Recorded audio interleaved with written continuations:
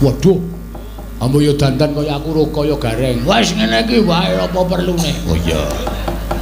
Iki busana nyithak gendeng. Ah iya. Ya wis ora apa-apa. Piye napa? Saparan seneng-seneng sik nyambut gawe leren. Suka-suka parisuka karo para pemunden sing lengganing kewagon kene. Siap. Oh, emang kari manut aku. Ah iya. Tetembangan disediani gamelan didol ora. Disediani iki tegese arep ditabuh ngono lho. Wah, tak kira nek kaya kowe iki seneng banget adol-adolan, Tru. Ora ya, saiki wis ora kaya ngono kuwi, saiki wis tak lumpuhke gamelan wis tak lumpuhke pirang-pirang galung.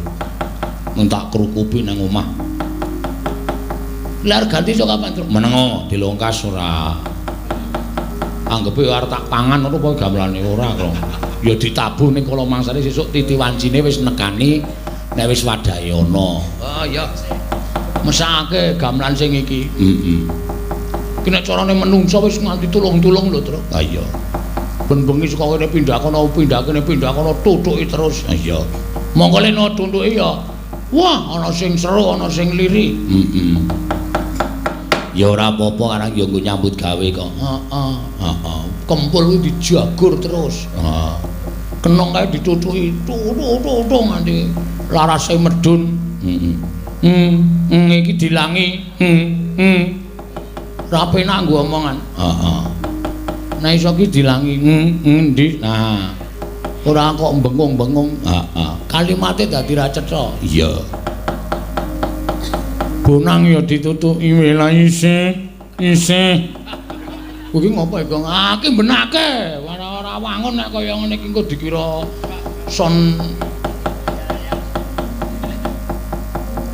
mento atok. Ha iya. Ya karang kadang kala nggon kok, Li. Nggon ki mempengaruhi. Nggon ki mempengaruhi nek gong lapangan jembar kae ya mulih gawe son ya sakayange. Volume dipolke wae ora bakal piye-piye. Nek ki wonten tembokne pancen angel ngeset.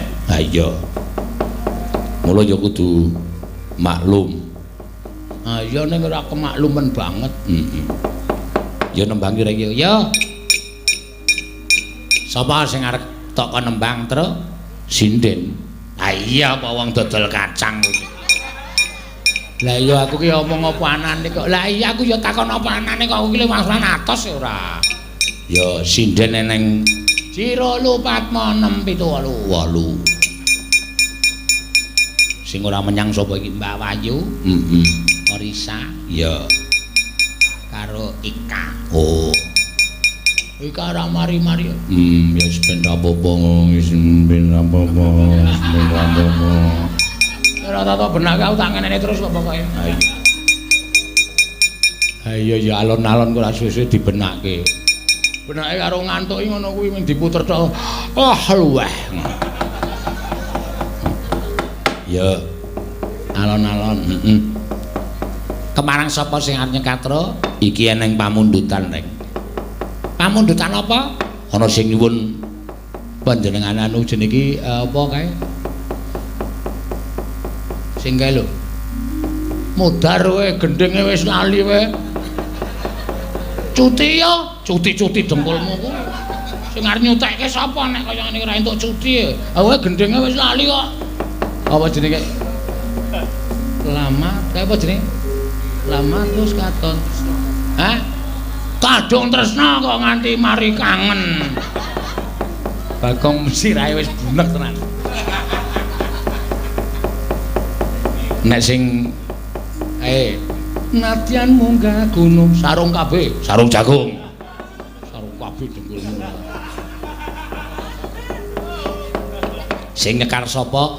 Sing nyekar iki nawala disuwun Mbak Tiwi. Nah, iya iki panjen lagi tak kepengin tak apa di kanu di umbul iki Orson, Orbit. Orson. Oh, ngejoki raimu iki kok iki.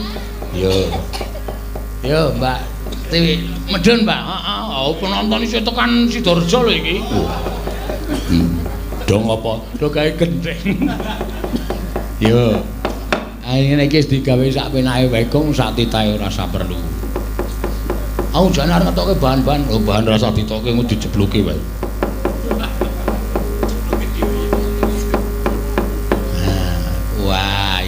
sih.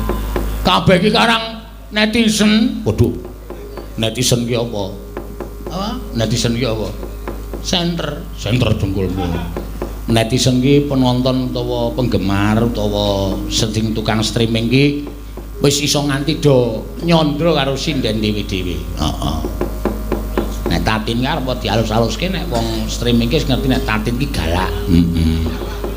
Nek Elisa ki pancen arep dadi apa-apano, Elisa ki pancen dianggep sinden cerdas. Oh, cerdas di atas. Heeh. Cerdas di atas piye? Nek apa jenenge Agnes ya sok ditakokke. Iya. Ayu kaya wis diciri khase dhewe-dhewe. Net. Ndara kula Den, Ndara Sedewa. Ampun kaget nggih. Pancen kula sing glandang sampeyan. Kisah saking kasatriyan Bumira Tawu nganti kaget. Penggalihku Kakang Semar sejatine mengku surasa ing kepiye? Dene wis sawetara suwe aku mbok kanthi mapan wonten telenging alas angayam wana bebasan mlebu metu jroning alas. Mongko iki wis ndungkap sak candra etung klungguhanku nggon ninggalake kasatriyan Bumira Tawu. Kula niku jane kok kaya ora mentala. Nalika sampeyan lan kadang-kadang sampeyan ndara-ndara kula Pandhawa sami sak pejagok nek ketingale pancen mung pangendika lumrah nanging nek diitung enten ati niku mujudake dawuh utawa pamecut saking Kang Raka ing Jodipati miwah sinuwun ngamarta ingkang nalika semanten sami ngendikaaken nek Pandhawa isa mulya Pandhawa isa njayeng bawana wonten negari Ngamarta inggih awit saking anggenipun sami alampah priatos wekasan sampun sami pikantuk kanugrahan. Ndara Puntadewa pikantuk wahyu dharma, Ndara Werkudara pikantuk ngelmu kasampurnan sangkan paraning dumadi lan sakpiturutipun. Malah Ndara Janaka upami dipun petang menika mboten saged kawical kathahing driji wahyu ingkang sampun mapan angganipun Ndara Janaka. Nalika semanten Ndara Werkudara paring dawuh inggih namung kadangipun wragil ingkang dereng pikantuk kanugrahan. Den, nek cara kula mula kula terus wanteng Bumira Tawu panjenengan kula kanthi kula dherekaken manjing telenging wana menika supados sak mangke jengandika Ndara Sedewa menika nggadaha krentek karekat lan niat anggen paduka badhe nggayuh kanugrahan Kakang Semar. Mongko wektu dina iki ora ana sasmita ingkang ndak tampa lamun dewa bakal matedhake kanugrahan. Sing kandha sinten? Sing kandha sapa kula tak takon. Niki dewa ajeng matedhake kanugrahan winastan Wahyu Setya Wacana. Niku wahyune piyayi ingkang sakmangke kedunungan Wahyu saged titis pangandikane titi ing pametang. Wahyu niku Wahyu Pujangga. Sinten ing kedunungan Wahyu menika? Nggih, menika ingkang pangandikanipun mangke saged dipun dahar dening sinten kemawon ingkang nampi pangandikanipun satriya utawi brahmana utawi nalindra ingkang nampi Wahyu Setya Wacana menika kala wau Ndara. Miatlangen ing kalanggiwan aklar pandan moncar tinon ler kakonang surem sorot etan padang kasor lan bajaring purnama ing gegono dasari wangsa katiga. Waduh Kakang Semar, yen to pancen kaya mengkono aku ngaturake panuwun ingkang tanpa pepindhan kanthi ora kasengaja Kakang Semar wis mbangun kasatriyaning Sedewa satemah diakoni dening kadang-kadangku ya kuwi Kakang Mas Jodipati, Kakang Mas Arjuna lawan Koko Prabu Darmakusuma. Awe mang teruske le tindak dilakoni kanthi prihatin. Kula kinten boten ajeng keliya dumawaing Wahyu Setya Wacana Ndara. nalika den prayitna smuliris eka balik om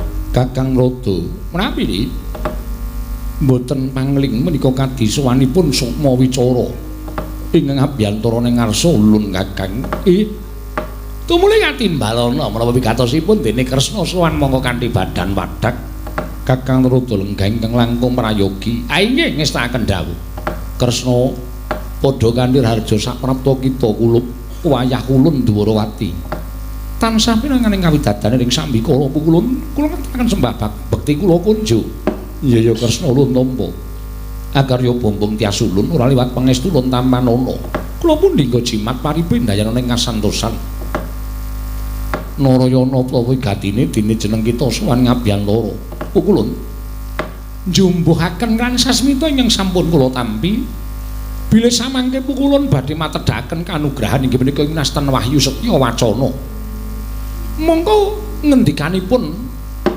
para nimpuna tuwin sabdanipun para brahmana bilih Wahyu Setya Wacana menika Wahyu Pujangga kanyatan ingkang putra utawi ingkang wayahing Ndrawati menika sampun sinambiran pakaryan minangka dadi pujangganing para Pandhawa dinten samangke pukulun menawi wonten sukalilaning penggalih keparenga ingkang wayah nyuwun tumuruning Wahyu Setya Wacana menika amomong jagatipun ingkang wayahipun Kresna pukulun miat langening kalanggawan aglar pandan moncar tinon lir kekonang surem sorotetan padang kasor lan pajaring purnameng gegono ing wanter aturipun Sang Mata Indrawati bila sowan wonten ing kayiwangan nedya nyuwun tumedhaing Wahyu Setya Wacana parandening mangke wujuding wahyu ingkang sinengker dening Sang Hyang Pikulun jagat giri pratingkah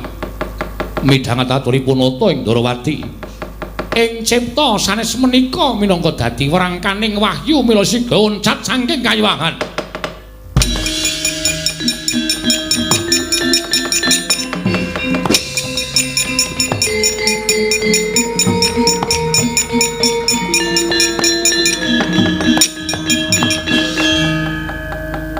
Kresna kula wonten maring dawuh aja sira ngluputake kelawan panjenengan ulun nanging yeti kabeh wis pinantra anut gegolonganing kodrate dewi-dewi kepareng maduka paring dawuh mekaten pukulun bareng kita matur kelawan kita sowan nyuwun Wahyu Setya Wacana mbok menawa wahyu wis mireng apa kang dadi atur kita mila tumuli oncat satemene wahyu wis ulun sengker madyaning angganing pukulun Bathara Gurya ulun pribadi nanging samangka teka oncat saka ing kayiwangan yen pancen kita kepengin kedunungan wahyu bujungen playuning Wahyu Setya Wacana Kresna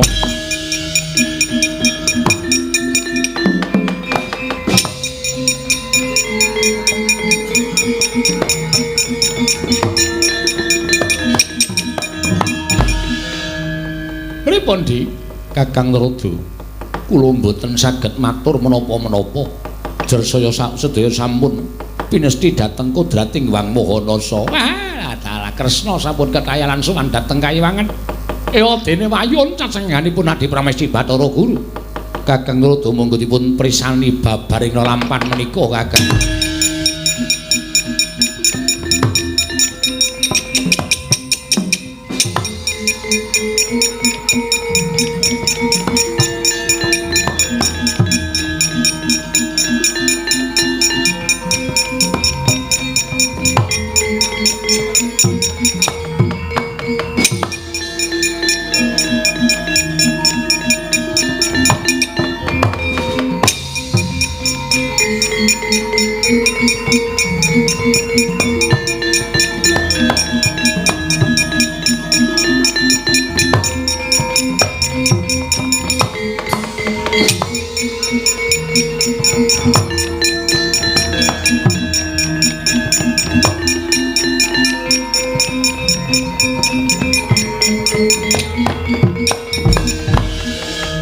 bumi gonjang ganjing langit kelap-kelapaton lirkin saking risang mawe gandrung wiradal nganti diubeng-ubeng karo playuning Wahyu Setyawacana. Setemene aku wis krasa nanging yo sing jeneng menungsa mono diwenangake mbudidaya mbok menawa srana pambujungku marang Wahyu isa kecekel lan isa mapan ana ngangganing nata Ndarawati dene ora aku wis nglenggono lho. Ora pangling Koko Prabu Mandura kok karo Kakang Patih Pragota mongko adat ingkang lupi wis lakon. Koko Prabu Mandura pendak-pendak tindak nganti lawan Patih Pragota mesti ora keri gajah Puspa Denta. Lah kok iki ora nitih apa-apa. Lah dalah.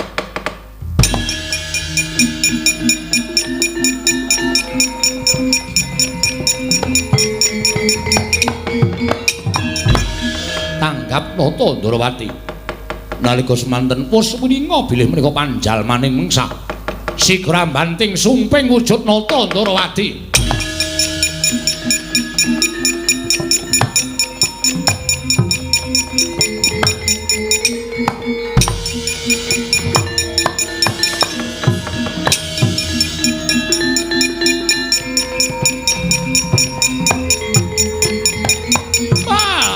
Yai Wabu, Yai Wabu.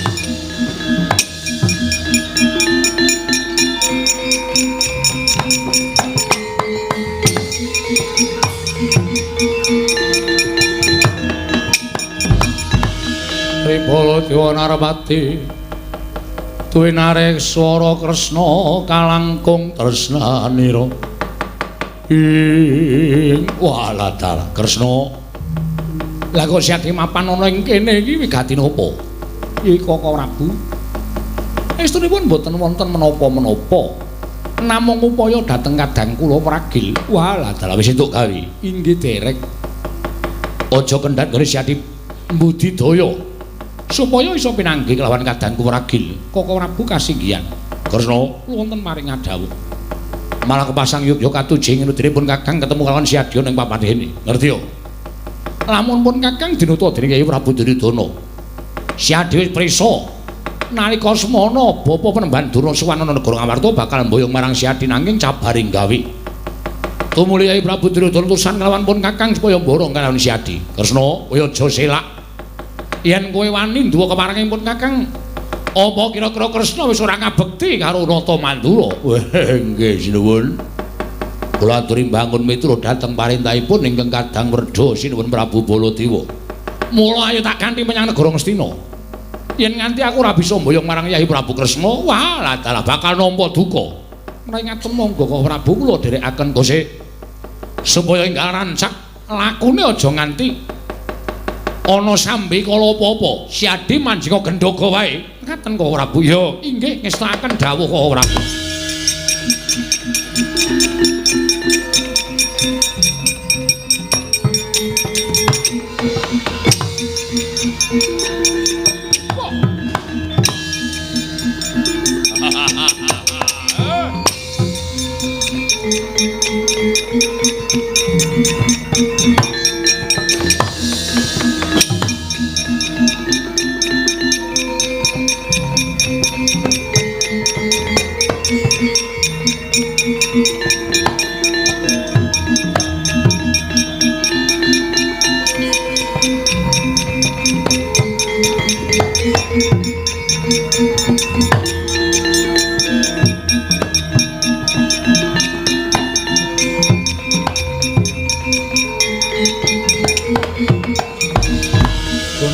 Ganjing langit kelap-kelapaton lirkin sanging risang mawe gandrung ing pilahing Mastu Mama Sidam sekaring bawuna langgeng Raden Sediwa.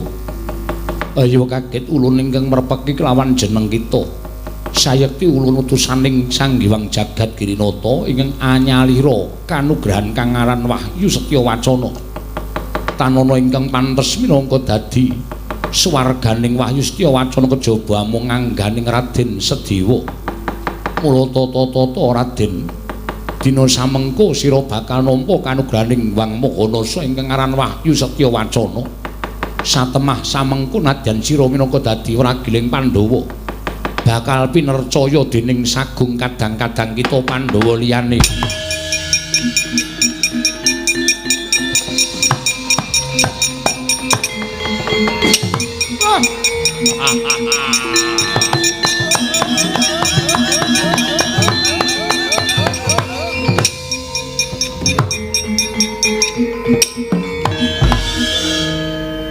Kakang Semar, kula kaya ana swara ingkang tanpa wujud cetha tak pirengake. Nggih niku sing winastan Wahyu Setya Wacana. Wahyu Setya Martana. Wah, maratuwaku kowe, Gong. Hah? Maratuwaku kowe. Maratuwamu to? Oh. Anake wedok delok mesti mesusu kae. Setya apa? Setya Wacana kok Setya Martana ora. Sembrono. Petruk Iwastu. Ayo Bagong iki apa sing ngomong ora? Aku ngaturake panuwun Kakang, ya mung Kakang ingkang bisa mbangun marang kasatriyanku. Waduh dicocok-cocokke. Dume tulisane mbangun kasatriyan terus Kakang mbangun kasatriyanku. Sah. Saya kan. Njaluk lakon ora ana lakone kok dadi jaluki ya. Marake kene iki bingung lho golek. Iki wis gathuk ya, Truk. Wis gathuk. Ayo iki bener kok. Bapak iki apa jenenge iki mbangun kasatriyane Ndara Sedewa. Kanthi srana Ndara Sedewa iki goleke wahyu nyatane ya entuk. Mbangun ki ora perlu fisik. Mbangun ki batin ya kena. Iki mbangun batine Ndara Sedewa. Iya, Petruk nggih. Lho, Kakang Semar. Pripun? Lho, Koko Prabu Ndarawati kok tindak mrene?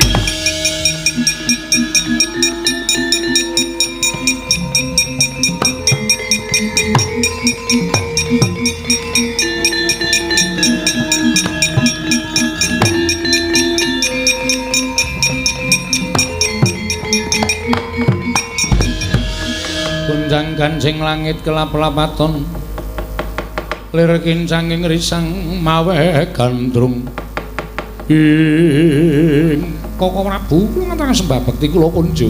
Iya, Sedewa ndak tampa. Pangestunipun Kakang Tampanana kula pun dinggo jimat paripe. Koko Prabu mbujung menapa ora pun Kakang ora ngoyak apa-apa. Pun Kakang sinampiran pakaryan ngupadi kelawan Siadi. Siadi tindak ngendi? Nggih, dipun boyong dening Kakang Semar purih ngupaya kanugrahan. Lho. Ngupaya kanugrahan inggih wis entuk gawe sampun ora Prabu. Ngendikanipun Kakang Semar namanipun Wahyu Setya Wacana sampun mapan ngangganipun ingkang rayipun Sedewa. Syukur Yayi, syukur pun Kakang melu bungah.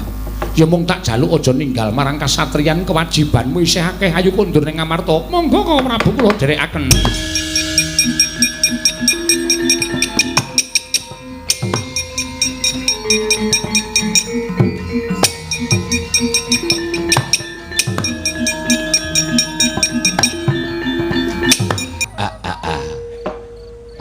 Mulane kawula do geger.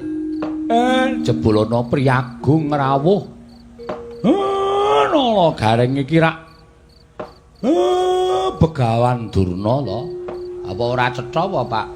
Kacamataku ora tak agem. Waduh. Mula rada ora cetha. Nggih, Begawan Durna, Pak. Mburi kae Patih Sengkuni. Kerawan Priyagung.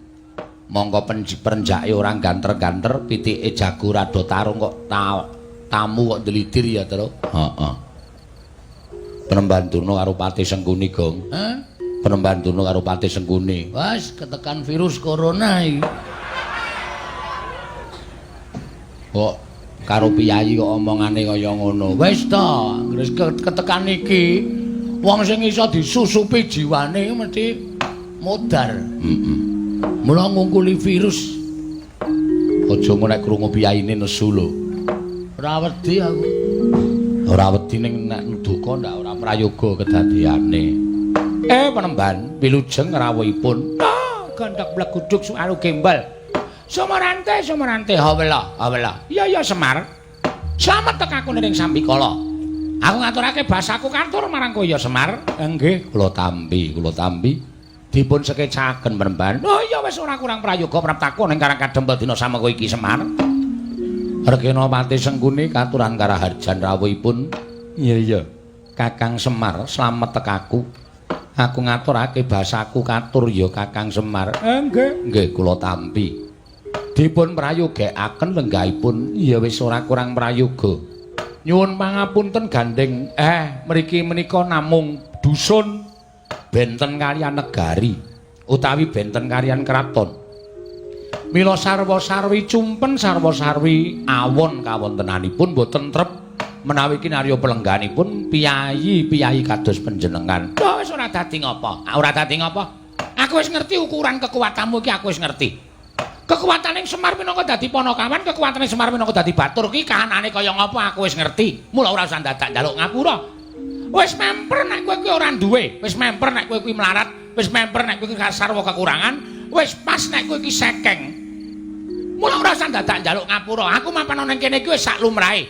Ngetrapke karo awakku. Yen aku mapan ning kraton mestine aku lungguh nganggo wujuding dampar sing dilemeki nganggo babut. Nek ning kene wujude nganggo lincak kaya ngene iki wis sak trepe mergo kowe iki ya wong ora duwe tenan. Sabar lho, Truk. Sabar lho, Gong. Omong apa to? Lho kowe iki apa to? Wah, kowe iki parah tenan, Gong. Aku ora paham. Nek ngerti nek krungu mesti nesu. Muni piye? Kosike. Dungo dirungokke. Walah, headsetku ora tak copot. Wah. Duwe headset anyaran dinggo terus tok tancepe apa? Radio cilik. Wo. Kudu HP to. Ora kuat Ora kuat tuku HP kok nganggo headset. Muni ora? Ora ya mengko ngilangi curek. Wo. Jijiki Gong. Rumangsaku kok. Mboten napa-napa. Sak kersa panjenengan. Lah iya kowe kudu ngakoni, kowe kudu ngaku. Lan kowe kudu ndodho marang kahananmu. Nggih. Mula Semar, biyen dek nalika kowe arep tak boyong ning negara Ngastina kuwi tak dadekke pamomonge para Kurawa kuwi manuta. Kowe gelem mo. Yen kowe gelem dadi pamomonging para Kurawa jaman semana kowe tak boyong kowe gelem. Kowe ora milih para Pandhawa minangka dadi pepundhenmu. Uripmu ora kaya ngene iki, uripmu ora sarwa sekeng kaya ngene iki. Aku ngerti. Kowe iki saya pucet ki mangan mesti ming maune sedina ping 3 saiki ming sedina pindho ta. Mergo sarwa kekurangan, aku wis paham, aku wis ngerti. Nuwun sewu mbok ampun ngoten ta Kakang. Sia-sia ya sia-sia. Nek Semar mangunekke kaya ngoten niku iso sabar. Ning sing teng mburi nika sing nyemelangi. Sampeyan rasa wedi. Kula karo sampeyan nggawa Sata Kurawa 100 cacahe. Apa kira-kira anak-anak Semar niku nek ajeng ngamuk iso ngalahke Kurawa 100? Mboten iso. Ora ana wong menang musuh wong 100, wong 3 menang musuh wong 100 niku mboten dadi kelampar. Nggih sampun monggo kula tak rasah omong. Mboten omong. Nggih, pun mboten napa-napa. Lah sakniki kula tak takon. Kowe arep takon apa? Sampeyan rawuh mriki niku karep sampeyan dhewe napa diutus sinuwun Ngastina? Iki ngene Semar. Nek aku duwe perlu dhewe iki jane aku perlu apa to karo kowe? Ora imbange ngono lho. Ing ngatasé aku ki pendhitaning ratu, papanku ning kraton kok duwe perlu karo kere iki ra ya ora pas. Sing jenenge pendhitaning ratu ki nek ana keperluan ya karo pendhitaning ratu, saora-orane karo patih, saora-orane karo tumenggung, mendhuk-mudhuke karo bupati. Lah kok aku butuh karo pamomong ki butuh apa? Nek aku ora diutus dening anak Prabu Duryudana, aku ora bakal tekan kene. Oh nggih, dados rawuh sampeyan dipun utus. Ya, aku diutus dening anak Prabu Ngastina. Lah wigatosipun anak Prabu Duryudana kuwi ngimpi nyumpena nampa Sasmita yen to Jawata bakal matedhake kanugrahan. Monggo ing dadi lantaran tu medhake kanugrahan mau ora kejaba mung kowe Semar. Mula tumuli anak Prabu Ngastina utusan nglawan aku. Ndangu nglawan aku ditimbali sowan ning negara Ngastina. Ing wigati aku supaya prapta ning Karang Kadempel lan nakokke babakan wahyu kuwi mau. Lah, gandeng kowe wis ngerti apa kang dadi wigati ning Begawan Durna, saiki kowe prasaja karo Begawan Durna. Wahyu mau jenenge apa? Yen pancen wis wujud jenenge lan ana keterangan ing kegumathok, aku njaluk wenehna karo aku, wahyu bakal tak bayang menyang negara Ngastina. Kuwi wigatine. Dening sak banjure nek kowe nuduhake wahyu mau jenenge apa? slamet uripmu dene ora. Oh, nuwun sewu lho Semar. Aku wis diparingi Purbawasisa dening anak Prabu Duryudana. Aku mung duta kok ora mung duta kongkonan, ning duta ngrampungi karya. Dadi nek upama kowe nyelaki sarta kowe ora gelem nuduhake apa jenenge Wahyu lan wigatine Wahyu mau tumanjane eneng ngendi sarta ora entuk tak boyong, oh aja takon dosa apa kelakon. Durna nggunakake cara-cara sing kasar, durna nggunakake cara-cara sing ora prayoga supaya kowe bisa menehake Wahyu mau tak boyong menyang negara Ngastina. Wis kuwi wae sing dadi omong aku. Kokean ndak ora ana perlune. Mergo aku nek omongan karo kere iki tak batesi. Kurung ora kok. Heeh. Nesu ora kowe? Ora. Semar dunekke ngono kuwi kira nesu. Semar iki kere tenan ora? Ayo kere tenan. Ayo wis. Ngono kok digawe angel. Wong aku melu Semar iki getun kok. Lho. Getun mergane. Saya tak takon, Semar iki ra kudune jarene wong-wong kuwi do ngandhake Semar iki titising sanggiwange Semanto. Ismaya. Hah? Ismaya. Ada dewa. Endi nyatane? Anak dewa kok saya kere. Kowe karo aku omahe saya cilik. Nggo ngragati sekolah anak-anak.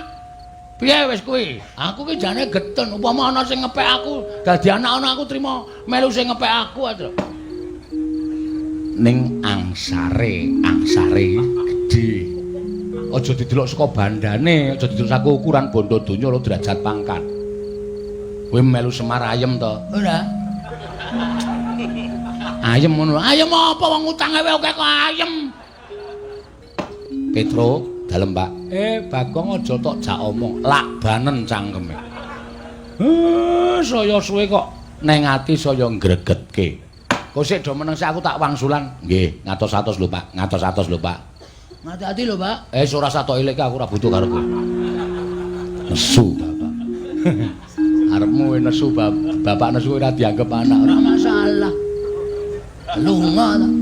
Lunga nendi? Lunga terus bali meneh. Percuma. Nuwun sewu, pancen leres. Kula menika nampi sasmitaning dewa. Ning nuwun sewu lho. Semar niku mung dadi lantaran. Tegese Semar ya durung weruh napa ta sing disebut kanugrahan niku wau jenenge napa, tumanjane teng pundi niku kula dereng saged ngertos. Dadi nek upama enten titah sing pun nampi sasmitaning dewa kudu nggayuh kanugrahan. Lho nuwun sewu, dinteni wahyaning mangsa kala. Mangke nek kula wis entuk sasmita saka dewa, nek pancen kula wis diparingi sasmita, iki lho titah sing kudu nampa kanugrahan, iki lho sing titah kudu nampa kanugrahan menika mesti kula paringke. Tur nuwun sewu lho Penemban. Wong gayuh kanugrahan kok njaluk niku cara pundi kula tak takon. Wong gayuh wahyu kok njaluk niku cara pundi kula tak takon. Selagine ngelmu mawon kelakone kanthi laku lekas lawan kas tegese kas nyantosani setya budya pangekese durhangkara. Ngelmu niku nek ora dilakoni lakune ora ana tumanjane apa-apa. Ngoten. Lah niki wahyu. Mongko akeh para nimpuna, para surjana sarjaning budi, akeh para pinter, akeh para kaki-kaki, akeh para sepuh sing golek wahyu niku direwangi priyatin, direwangi tapa brata, direwangi tapa. Apa to sebabe disebut tapa? Niku ngrasake wong sak tata apa-apa. Tegese ngrasake wong-wong ora duwe, ngrasake kaya dene wong sing kekurangan, ngrasake kaya dene wong sing ora kecukupan, wong popo. Ngoten. Lah wigatine napa? Resik jiwa lan ragane. Sing jeneng menungsa niku mboten wonten sing suci, mboten ketang sithik mesti kelepetan dedosan. Supaya dadi wong suci niku kudu nglenggana dhateng sakkehing reh dosa sing wis dilakoni, sranane kudu masuh lair lan batine.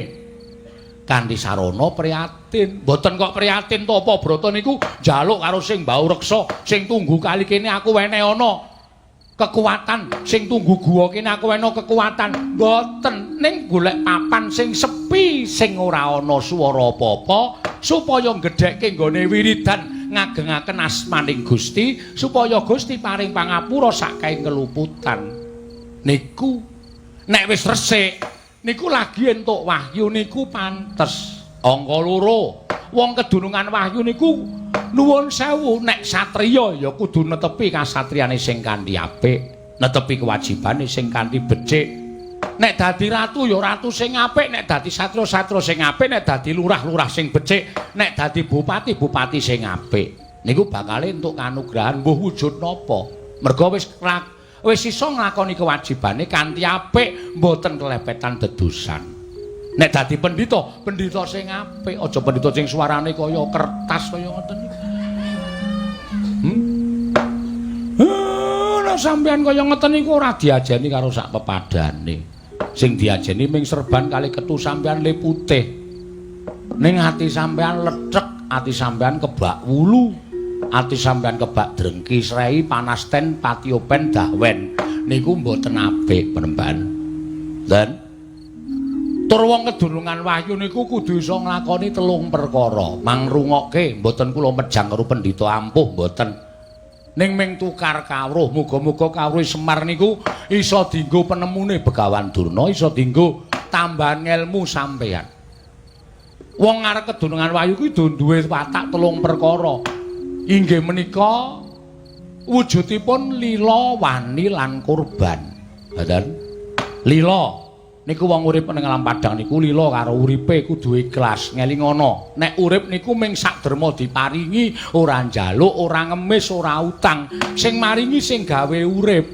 Mula jroning urip ning alam padang niku nek diparingi urip niku kudu nampa apa anane, susah ya wani, lila, seneng ya lila, bungah ya lila, mlarat ya lila, sugih ya lila. Aja sok ngresula. Mongko racak-racake menungsa niku diparingi seneng sithik lali ngucap syukur. Ning nek diparingi rekoso 2 dina, le nyebut sing gawe uripe nganti telake garing. Ngoten. Nggih napa mboten? Terus saniki kula tak takon, kurban utawa wani, semang-semang samar-samar mengko gek menika mboten badhe sumanding. Nek wis urip teng alam donya niku napa sing ajeng mang tindakke niku aja dipasrahke karo sak pepadaning urip. Ning pasrahno karo sing gawe jagat, merga sing iso ndakwa, merga sing iso menehi dosa lan kanugrahan niku sing gawe jagat. Upamane kula ajeng tumindak mitulungi karo maling niki angel digagapi. Ngoten. Maling niku salah. Maling niku kleru, ning kok tak tulungi. Mergane sareng kula takoni apa sebabe kowe maling? Merga wis ora duwe kepinteran, ora iso nyambut gawe, mongko anake kejet-kejet arep mati. Wong maling sing tanggung jawab ki maling goleki sandang pangan anak sing arep mati ngoten niku nek ditutuki wong napa sampean mentala. Lah carane leh kula nulungi ya iki barang colongamu balekno. Nek kowe butuh apa-apa njaluk aku. Ora ketang aku ora duwe, ning sing becik anakmu tetep urip. Ngoten. Nggih mboten? Sing kaping 3 niku kurban. Kurban ning lahir, kurban ning batin. Kurban ning lahir menika dana driyah.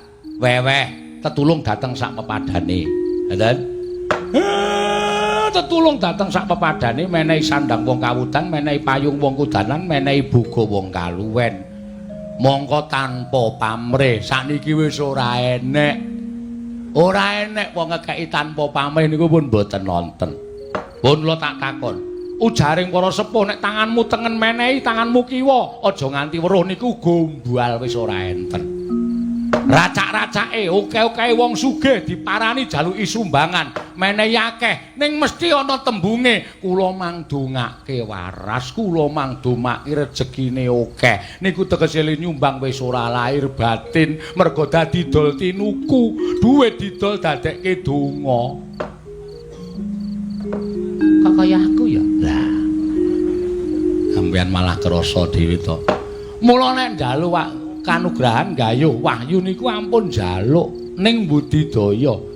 Lah sinuwun Ngastina mboten kersa ngerkaos anane nek entuk sasmita wahyu niku terus wongkonan dumeh dheweke dadi ratu, dumeh dheweke iso dawuh, dumeh dheweke iso kongkon moh rekoso. Emoh masuh lair lan batine. Ampuk tekan jaman sok kapan mawon nuwun sewu, bumi niku tangkep karo langit. Ratu Ngastina menika mboten ajeng entuk wahyupun. Nek nganti omongane Semar niku merucut mboten enten nyatane. Mang suwek-suwek niki cangkeme Semar. Wes, Semar Badranaya.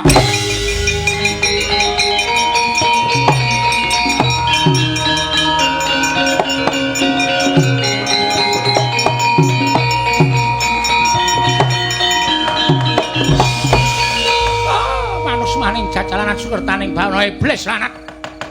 Lah kok dadi kowe malah mejang karo aku, mulang karo aku ke barat kowe. Pintra njara langit kowe ora menang karo Begawan Durna. Durna iki kondang pendhita monyor-monyor. Pira siswaku iki padha suwita marang pertapan Sokalima. Lah kok dadi kowe men getibal 17 wong Ponokawan. Kowe iki men batur kok mejang mulang karo Begawan Durna. Oh, Semar pintra kowe ora dadi batur. Pintra kowe ora dadi Ponokawan. Lah kok malah ngecomang dleming ngandar-andar ngendukur. Drewili kaya grojokan ucapmu. Apa rumasamu pinter Semar tinimbang Begawan Durna? Nuduhke apa ora? Ora nuduhke wahyu aja takon dosa. Sungsang bawana balik kalangkar jembel kareane. Lho kok menungso ora tatanan piye?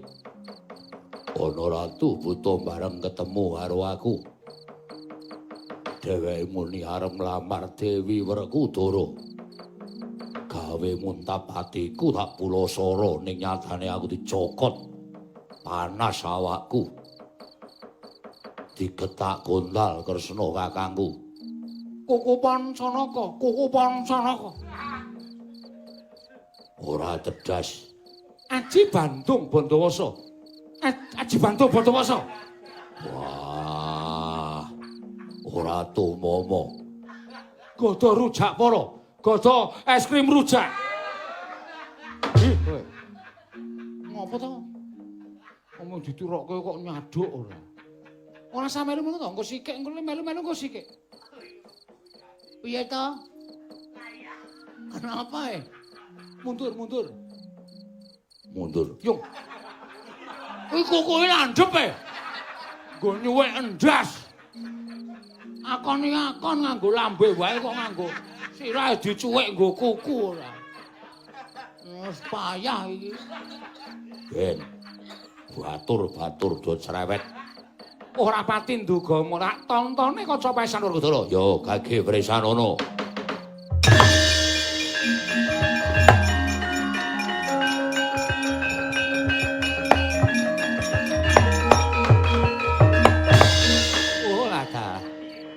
Lah ora jeneng mokal, kowe kalah. Lah kowe nggunakake okol kurang prayitna. Oh, nek tak tontone kok. Kowe duwe. Woh, mula. Lho. Petruk duwe pusaka kaya aku gadah. Apa Petruk? Lho akeh. Jenenge Tumuli. Tumuli apa watu lho nemu ning kali. Iki nek ditonton iso ngerteni sing durung winara. Kuwi lha. Nek ngerti sapa sing dadi ratu kae? Ya ngerti wae. Nur Jawu kula ngandani mawon nggih, caket talingan panjenengan. Iya. Ya ta. Kuwi lha dalah bener. Oh bener. Ampo apa sing duwe sing gar kagungan kaca pesan sampean tok. Lha ya duwe. Elok tenan Ponokawan do nyolong pethek kabeh. Oh. Ama wis kecekel ta iki. Ayo mokal ora iso menang, ayo wis prai pirang-pirang sasi kok. Sopo? Nang ora nyaket. Ku yo duwe akeh wae kagungan. Tumuteng. Lho. Tumutenge apa? Watu lho nemu ning sapiteng. Jijiki. Iki nek diwatek wah ambune ra umum. Ning iso ketok wonge saged. Lah nek pancen cocok sapa coba? Nun sawu nyaket talingan panjenengan. Ya sakarepmu. Oh, dudu. Lho. Kok beda? Tusiran to? Udu. Oh, kleru. Anggonamu tumuteng kok ya wis ora pas. Wah, tak buange. Wis ora mandi babar blas. Tak buange. Wah, Kresna ndak ngendika ora gojek karo Ponokawan. Patenane, nek tok mateni kowe getun.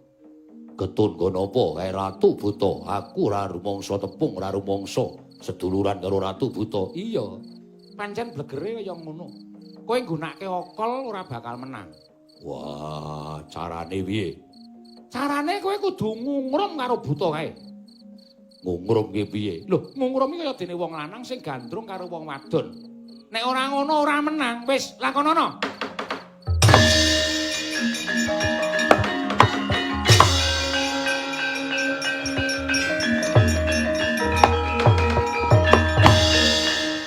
Pedro. Non.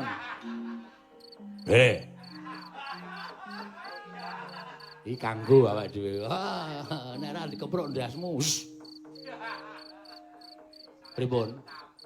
Wah. Aku kon ngungrum karo Buta kae. Ngungrum iki piye? Ngungrum niku wah kula ora tau ngungrum. Wah, gunane apa we batur? Ngungrum gandrung. Memanismu ora saku nebak. Aku ora iso. Oh iya, Dik. Suarane gedhe, suarane ngebas sampean. Bas ndasmu. Aku nek gojan karo juragan ki seneng e. Ngenten iki. Diajeng, diajeng. Tresnaku. Karo kowe ora bisa pisah. Ora bisa pisah. Tuntak dundung, gleng. Tuntak dundung, gleng. Tuntak dundung, gleng. Tororororok, gleng. Tak cuek matamu. Kang, aku ora iso. Pedro ora pengalaman ora. Ngungrum niku ngenten. Yo.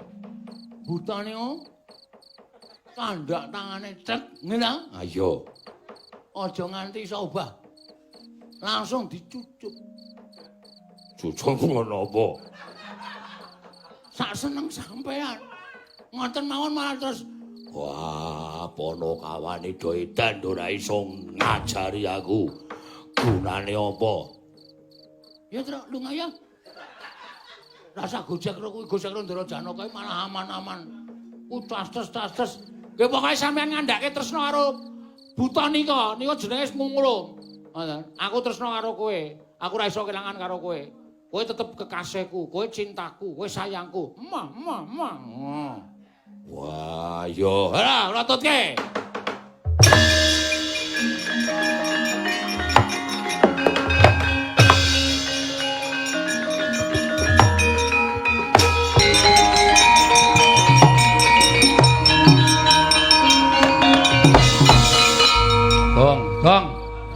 Gong.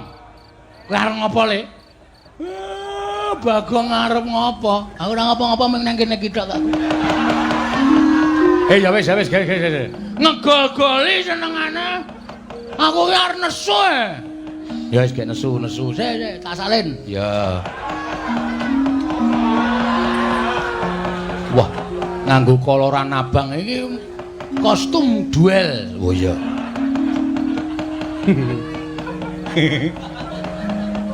Training ra tau ganti. Nganti nggon bokong tipis banget. Semrawang bokonge ketok. Apik ta, Tru? Apik jempulmu mlocot ki ora. Nuwun sewu penemban. Nunamit pasang Kalimantan B tinebene Lenduni Dumawahing tawang-tawang. Paripaksa kula majeng wonten ajengipun Semar Badraraya. Lho. Iki Bagong iki. Ha iya, kok kaya ngene Baladewa. Mangsane anggepe. Arep ngapa kowe? Mendelik mripanmu. Kowe arep ngapa? Arep mbelani karo bapakmu. Apa diambakku wedi karo Bagong? Ayo, arep mbelani cara piye? Ngene, Mbah. Nuwun sewu ya. Sampeyan ki wong tuwa, nek ndek cangkem dijaga. Semelaku nek ditapuki wong ning dalan. Omonganmu iki sapenake dhewe, Mbah. Ora nganggo petungan, ora nganggo pikiran. Awal pertama sampean teko wis ngece omahe bapak. Bapak ki wong kere, omahe ya wis pantes kaya ngene iki, mula ya kuwate ming tuku lincah, bayahe semen. Wong ki aja sok ngembe karo wong liya. Kowe sugih ki mbiyen ra dipari karo Prabu Duryudana. Ha ya. Kowe saiki iso nganggo sandangan sarwa nganggo Pradamas ngono kuwi ta. Mergo kowe diparingi karo Ratu Ngastina. Ning kowe kelingan, mikir jaman semono, aja sombong. Ning ngelingono karo jaman duk nalika kowe ngrekoso gendong Swatama, kowe mbarang ning prapatan. Kowe ora dikukup karo wong Ngastina, kowe seprene iki dadi kere, Dur. Wus. Jangkar karo aku, jangkar ora kuwala tuwa aku mbangane kowe. Bagong sabar le. Engko ndak malah ora apik. Wis meneng ra kowe? Tendian tenan kowe. Bapak apa? Bapak dibelani ora krasa. Wis saiki pikiran sapa sing sayang karo kowe? Hah? Kowe dunekke Durna, Karang Kadempel tak gawe sungsang bawana bali. Sing maju ngadepi Durna ming iki putramu David Bagong.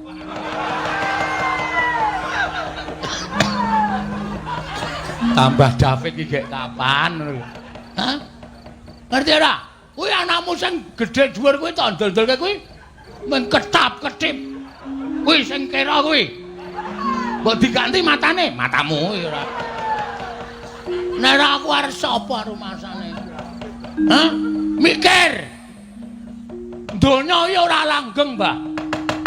Donya ya ora selawase langgeng. Sing sugih kala mangsa dadi kere akeh. Sing kere kala mangsa dadi sugih akeh. Sing bodho nek gelem budidaya dadi pinter merga sinau akeh. Sing pinter merga srawung karo wong bodho ilang ilmune dadi wong goblok ya pirang-pirang. Aku dadi lah pendhita penyakit tenan kowe. Wis saiki arep muni piye mau lambemu muni piye? Wus. Aku Brahmana, wis ngerti. Kowe mau muni piye? Gawe Karang Kadempel sungsang bawana balik. Semar bakal semaur, mergo Semar iki selawase urip ora tau gelut. Ora tau gelut. Meng gelut karo simbok ya, Pak?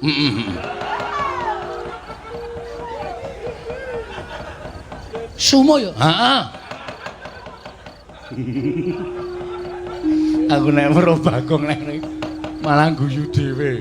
Cah kok mbuh uteke iki. Utekmu kowe. Otak kok utek ora. Ya sorry ora. Saiki ngene. Nek kowe arep gawe sungsang bawana balik kanan Karang Kadempel, Bagong sing ora sarujuk. Aku sing depani Bapak Semar. Loh, yen ngono kowe wani karo Bagawan Durna, apamu sing tak wedeni? Biyen tekan saiki Bagong ora wedi lho sapa-sapa. Aku tak golek rokok sik ya, Kang.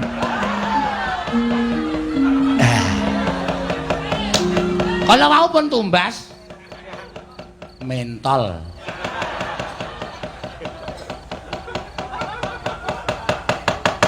Tegese kowe mani karo Bagawan Durna, sing tak wedeni apamu? Lho, nek pancen mani ayo ngene, papan wong neter kate dayan. Wah, lah iki gayeng iki, Gong, dipikir sik le. Nek nganti Durna engko wani, Durna iki nggawa Kurawa. Ora wedi ora Kurawa. Ora wedi aku. Pokoke bapak ora usah menehi wayu karo Bagawan Durna karo Prabu Duryudana. Yo rampungke nang kene iki. Kowe takon nang ndi pampano nenter kadedayan. Mbah. Lor kulon omahe bapak ki ana lapangan voli. Ayo neng kono ditemtoke. Kaya apa aku sing tengah pati. Wah, ora minggat metu coba yo tanti karo semat jasmu wajar karo kowe.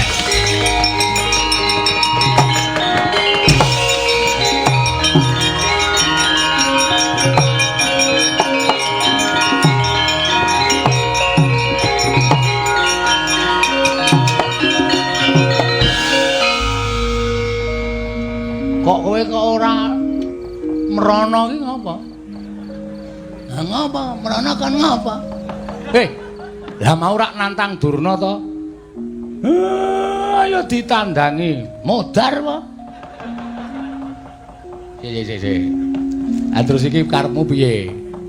Karepmu piye wis wani nantang kok. Sing penting Durna metu saka omahe bapak. Nek Durna gawe geger ning jaba, aku urusane wong jaba.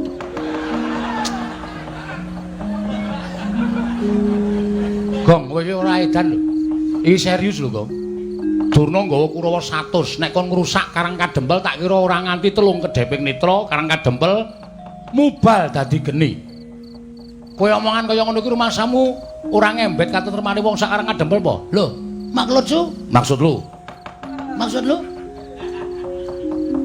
Kowe wani karo Durna. Terus sing digoleki kowe. Engko nek Durna metu ning jaba ngawe Kurawa, kowe ora ana, kowe ora gelem nandingi Durna. Durna saya nesu, Bagong ming lambene tok wani omong tok ora wani nandhangi aku. Kurawa, kabeh omahe kawula dobong. Lah, kawula sing ora ngerti kenthang ki mulih lelakon kelangan omah. Piye to? Caramu mikir piye to? Terus aku kan ngapa? Lho, kowe wis wani nantang ki metu njaba tandang ngono. Lah nak wani, nek ora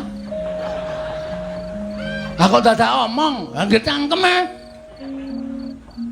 Wong decang omong-omong, kowe iki ngapa? Sing penting wani sik perkara engko lan nandangi mikir. Bangane kowe bapak dunakke Semar, karang kadempel tak bumi angus, kowe plendas-plendus. Garang ki malah ora berubah sithik-sithik, mung mangan kuwaci wae kowe mau.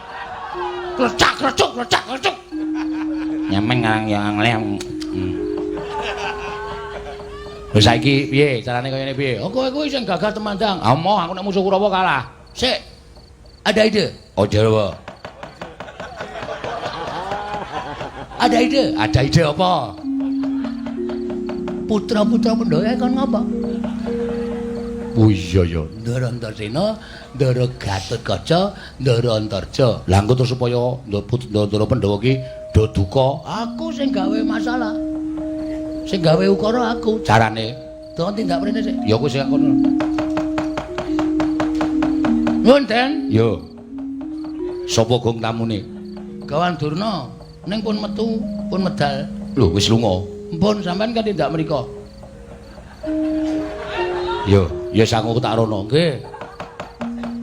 Lah tenan ta, dintekke tenan ta.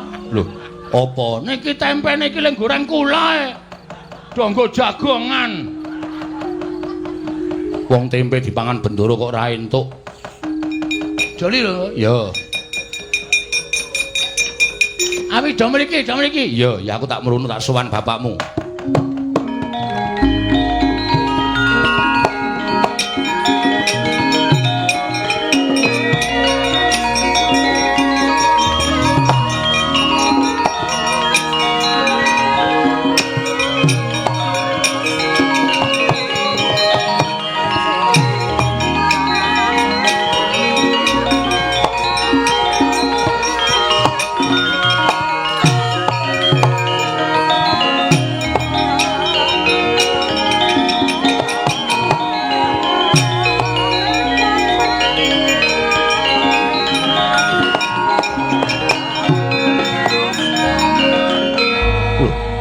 Iki ngopo, Gong?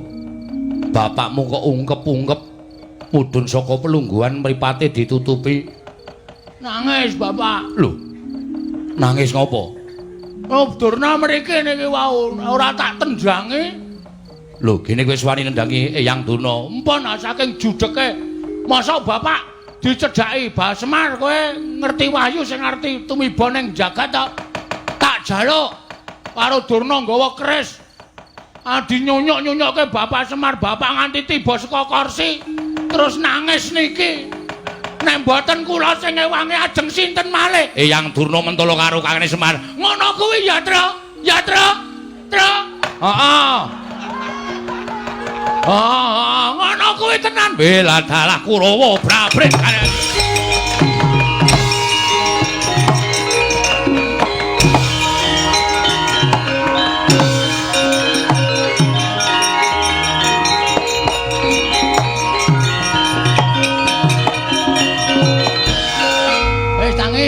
Tangi. Lah setan ki wong tuwa kok dijak Sandiwara. Sandiwara. Beres ta, Tru. Jaidan. Oh ya, Jaidan. Ora. Bapak kok tok mbruke tok jengkengke. Nanti kaya bulus, bulus dengkulmu. Nek ora ngono ndak ora nesu putra-putra Pandhawa. Ndara Antarsena iki rak putrane Ndara Werkudara. Ndara Gatotkaca putrane Ndara Werkudara. Ndara Antarja putrane Ndara Werkudara. Ndara Werkudara itu Kuwi muridé Begawan Durna. Nek ora dinganane iki do ora wani ngantemi Durna. Ndara Antasena nesu tenan lho, Gong. Ben. Yang Durna ajar ngono kuwi brubut mlayu banter banget. Ben, nek diajar tenan, ya men. Nek Yang Durna lara, wis kuwi sing tak jangka. Nek nganti engko dinyunyuk nganggo banyu sungut kae. Nyup Durna klekar mati. Aduh.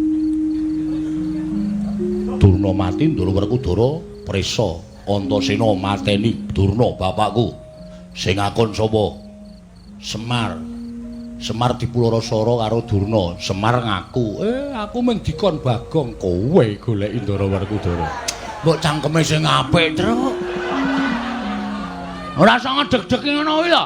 Wis sekinire aurane sapa? Apa? Skenario-ne sapa? Skenario. Skenario sapa? Ayo kuwi jalan ceritane kok ngono kuwi. Ora. Wis pokoke aku ketanggung jawab. Bagong dalem, Bapak. Wah. Ngono kuwi lho anak ki ngono kuwi. Nek iso ya kowe aja meneng bae. Terus kowe obah. Iya. Maju apa mundur? Tegese obah kuwi kowe ngewangono karo daran-daramu kae ndak dikira kowe anak sing ora tanggung jawab. Terus iki kon apa iki? Iki ngapa iki? Ayo petruk barang. Kae tekle dengkulmu melacat. Aku ya temandang ya wani, sing baku anak-anakku kabeh do temandang karya ora usah dadak wigire ngoringa. Kulawa diundurke. Daran-daranmu kae dibantu aja meneng bae aja enak-enak nggih. Ngestaken dawuh, Pak.